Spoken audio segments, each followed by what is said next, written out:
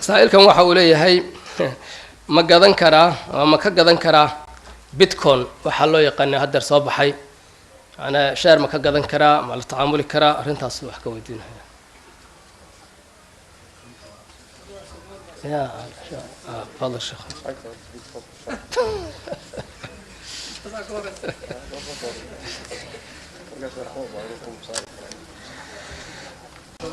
اوكي بسم الله الرحمن الرحيم سؤاشاسي waxaan maleynaa laga jawaabi doonin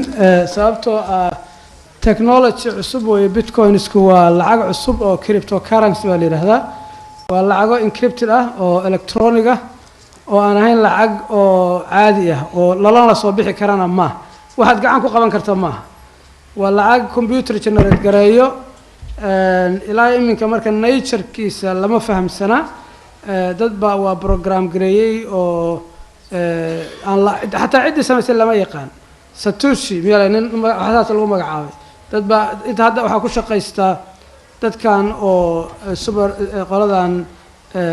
far right-ka cadaanka ah iyo raashiyaanka iyo hadda u badan wax maal gashada waa lacag aan cidna regulate garayn bangiyo ma soo maro computer baa generate gareeya waa program adag runtii wax la yiraahdo blockchain ba record gareeyo oo transaction-ka iyo waxaya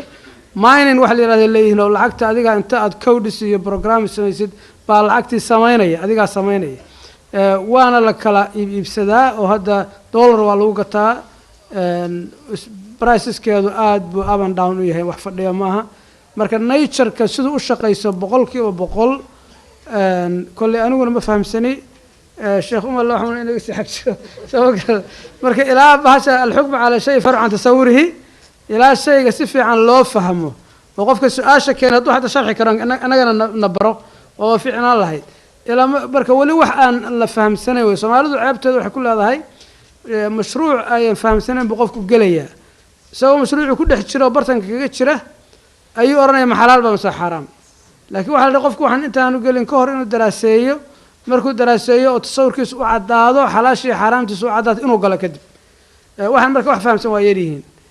kulay dadka qaar fahamsan way jiraan laakiin tasawurkiisu ma cada waana hadda dadka economistayaasha aad bay uga digayaan wadadka xataa qarbiga Yurubiyaanka waxa kan waa bubble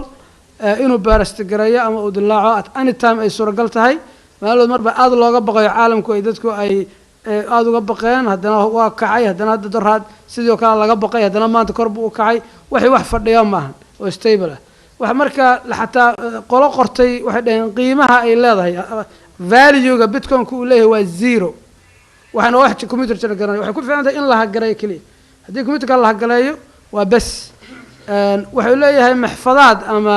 bases oo electronic oo aad wax ku kaydsato haddii cid password-ka adigu uu ka dhumo qofkaas kaliya yaqaan lacagtaas waa dhuntay forever for good waa dhuntay wax la heli karaa adigu waa wixii lama fahamsana ku soo ururinaya saadaraada waaga la fahmo bay u baahan tahay adiguna haddii aadan fahamsanayn oo aadan xalaashay xaraamteeda aqoon risqiga ilaahay waa badan yahay ha gelin ilaahay kaaga cadaato wallahu a'lam sheekh بارك الله فيك سائلكنا waxa uu leeyahay sheekh hooyaday oo aad u xanuunsan kalena fognahay ana una tagi karin duruuf dhaqaale iyo mid sharci la'aan ba sabor la'aan ana u tagi kareenin laakiin waxa kulba ana wada aan ku xiriirin jiray waana in yadsan tahay